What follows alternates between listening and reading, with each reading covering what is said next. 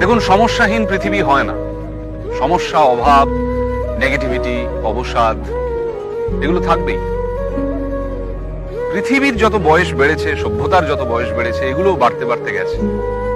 ফলত এগুলো থেকে পালিয়ে লাভ নেই। থাকুক না এগুলো ঘরের বা জীবনের কোণে, চলুক না আমাদের সঙ্গে। হোক না মন খারাপ, তাতে ভয় কি? মনের জানলাটা এত বড় করে রাখতে হবে যাতে সেটা খুললেই অনেকটা আলো এসে পড়ে। নাটক শেষ হওয়ার আগে স্টেজ ছাড়বেন না। মনে রাখবেন, এটা আপনার স্পেস, এটা আপনার জন্য ধার্য। কমেডি হোক কিংবা ট্র্যাজেডি, এই জীবন নাটকের নায়ক আপনি, নায়িকা আপনি। আমরা কি টাকা জমানোর জন্য বাঁচি?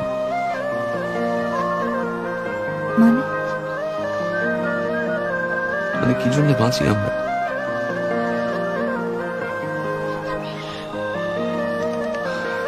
একদিন আরো বয়স হবে, হাতের মতো মুখের উপরেও নানা রেখার কাটাকুটি খেলা চলবে।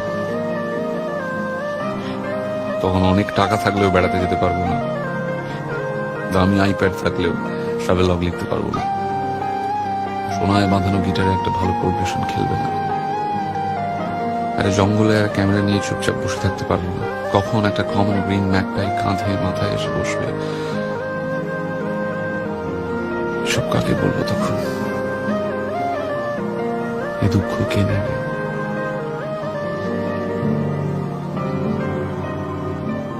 আমার সঙ্গে বুড়ো হবে কমলিনী। প্রশ্ন করেছেন, তুমি বিয়ে করতে চাইলে কেমন মেয়ে পছন্দ করো?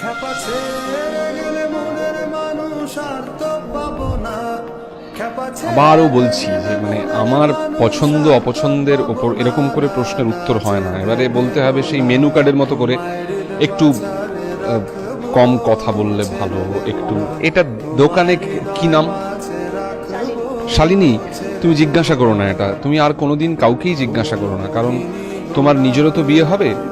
তো তখন দেখবে একটা সময় তোমার খারাপ লাগবে যখন তোমাকে কেউ জিজ্ঞাসা করবে যে তোর বর কেমন বউ চায়, তখন তোমার নিজেকে পণ্য মনে হবে, মানুষ নয়। তো কোনোদিন জিজ্ঞাসা করো না। আমরা যখন দোকানে জিনিস কিনতে যাই তখন জিজ্ঞাসা করি যে এইটা মিষ্টি কম হবে তো, বা এই চাটা ভালো হবে তো, এটা কতক্ষণ ফোটাতে হয়। মানুষ, নারী হোক পুরুষ হোক, পণ্য নয়। ফলত এগুলো ওই ক্যাটাগরাইজ করে হয় না। এগুলো এক একজন মানুষ এক একজনের সঙ্গে আসে, একসাথে থাকে, ভালোবাসে, তাদের